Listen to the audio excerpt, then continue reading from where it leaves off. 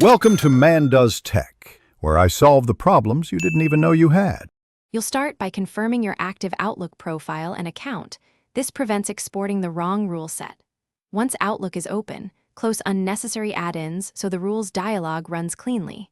Now go to File, choose Manage Rules and Alerts, and don't click anything else yet. You're at the rules list, which is the source you'll export. Make sure you have write access to the destination folder. Permissions often block a successful export if you skip that step. You're now in the Rules and Alerts window. Click Options and pick Export Rules. Choose a clear file name and save the RWZ file to a known folder or directly to cloud storage for redundancy.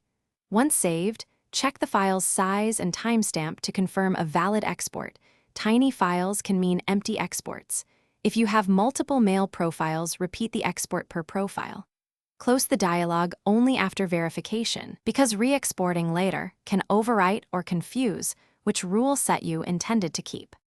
To restore, open Rules and Alerts, hit Options and choose Import Rules, then point to your RWZ file.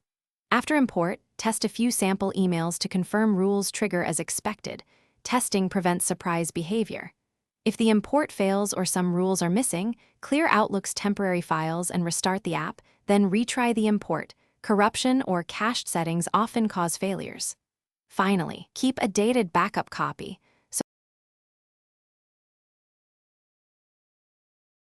Thanks for watching.